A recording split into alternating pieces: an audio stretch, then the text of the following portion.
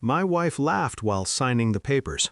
Not a nervous laugh, not a crack in the voice, a clean, amused sound, like she'd just won something small but satisfying. "You're selling your company?" she said, pen scratching. "Great! Now you can finally afford alimony." I watched the ink dry, watched her hand, steady, confident, press my name into a future she thought she understood. She slid the folder back to me and leaned in, eyes bright. I already signed. My phone vibrated before I could answer. Unknown number. I didn't pick up. I already knew who it was. An hour later, her lawyer called her and screamed. I stood in the kitchen, listening to her voice change shape, laughter collapsing into confusion, then fear. I said nothing. I hadn't said much in months. I just watched the woman I married realize, too late, that she'd celebrated the wrong ending. The betrayal hadn't started with another man. That would have been simple, predictable. It started with numbers that didn't add up.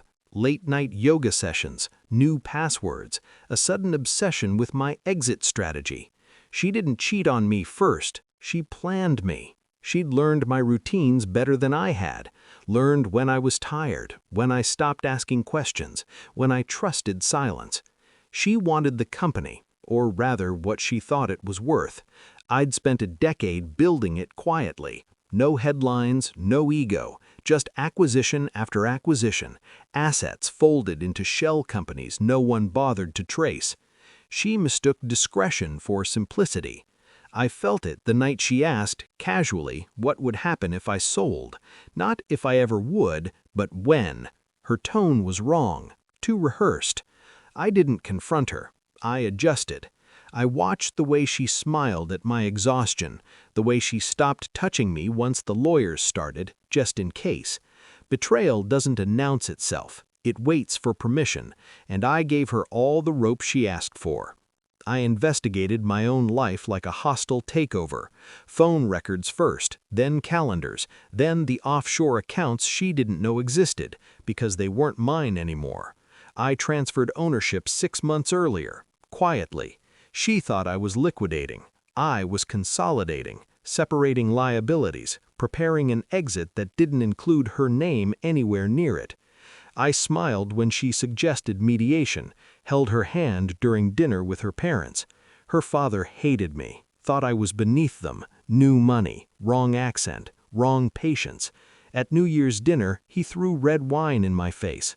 My wife's sister laughed. "Thanks, Dad. Maybe that'll teach him some respect, filthy pig." I gripped the chair, sat back down, made one phone call from the bathroom. They didn't know who I was because I never needed them to. That night, I finalized the sale she thought she controlled. She never read the footnotes, never saw the clauses. People rarely do when they're already counting money that isn't theirs. The report arrived at dawn. Forensic accounting, legal confirmations, signatures notarized in 3 countries, everything clean. I slid the folder across the table at breakfast. She frowned. "What's this?" "Read." Her hands shook halfway through. She didn't finish. The company wasn't sold. It was donated to a trust, my trust, irrevocable. I'd stepped down as CEO months ago. Retained advisory control, 0 salary, 0 exposure, no alimony, no settlement, no leverage. She looked at me like I was a stranger who'd been sleeping in her bed. "You planned this," she whispered. I nodded, not cruelly, not kindly, just truthfully. Her lawyer called again, this time quieter, controlled panic. She cried, begged, swore she loved me, swore it was just fear, just pressure. I listened. That was my revenge. Not yelling, not court, silence sharpened. I told her father he no longer needed to worry about my respect. His investments, coincidentally tied to my former subsidiaries, collapsed within the quarter. Pure coincidence. I moved out without a scene, left the wine-stained shirt hanging in the closet, a reminder. Some losses don't scream, they echo. I don't miss her. I miss the man I was before I understood how easily love becomes a transaction. Betrayal taught me clarity. Clarity taught me restraint. I didn't destroy her life. I simply stepped out of it and took the illusion with me. She wanted the ending. I wrote the footnote. And when people ask why I never remarried, I tell them the truth. I already learned how quiet victory sounds.